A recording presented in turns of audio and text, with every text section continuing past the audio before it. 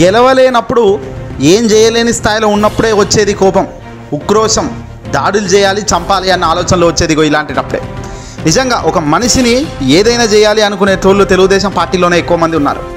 తాజాగా తాడేపల్లి సిఎస్ఆర్ కళ్యాణ మండపం రోడ్లో ఎన్నికల ప్రచారం నిర్వహిస్తున్న అధికార పార్టీకి సంబంధించిన వైఎస్ఆర్సీపీ పార్టీ కార్యకర్త మేక వెంకటరెడ్డి గారితో పాటు ఉన్న మరికొంతమందిపై తెలుగుదేశం పార్టీ కార్యకర్తలు గూండాయిజం, రౌడీజంతో కొట్టడం జరిగింది. వైఎస్ఆర్ కాంగ్రెస్ పార్టీ నాయకులు కార్యకర్తలు చుట్టూ బైకులతో రౌండ్లప్పు చేస్తూ భయభ్రాంతులకు గురి చేశారట తెలుగుదేశం పార్టీకి సంబంధించిన కార్యకర్తలు. ఏంటి అల్లరి అని ప్రశ్నించినందుకు మేకా వెంకటరెడ్డిని బైక్తో గుద్దించి వెళ్ళిపోయారు తెలుగుదేశం పార్టీ కార్యకర్తలు.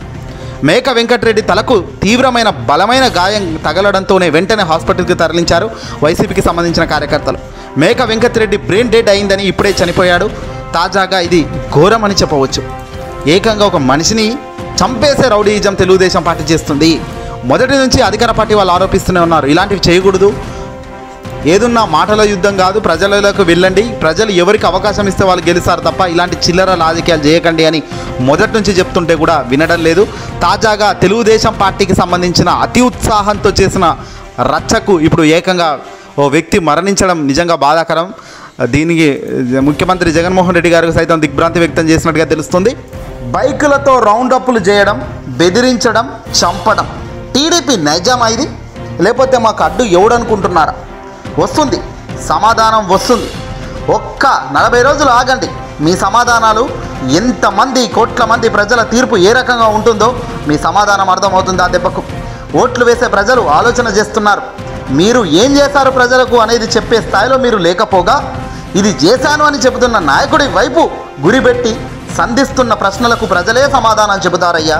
చూడండి, చంద్రబాబు అయినా తెలుగుదేశం పార్టీకి సంబంధించిన అల్లరి మూకలైనా చివరికి నారా లోకేష్ పాత్ర అయినా ఇందులో చాలా పెద్దదే.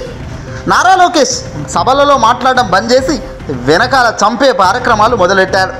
ఇవే కుట్రలు, కుతంత్రాలు, కుళ్ళు రాజకీయాలు. నారా లోకేష్ పట్టుమని 10 రోజులు కూడా రాజకీయాన్ని నడిపించే శక్తి లేని వ్యక్తి. మరి అలాంటి వ్యక్తి చేసే చిల్లర పనులు ఇవి కాక ఇంకోటి ఉంటాయా? టైం వస్తుంది, మొత్తం చెప్దాం. గురి కొడితే ఎలా కుంభస్థలాలు బద్దలవుతాయో ఒక్క 40 రోజులు ఆగండి. వీళ్ళ బట్టలు ప్రజలే ఊడదీసి తిప్పుతారు రోడ్లపై.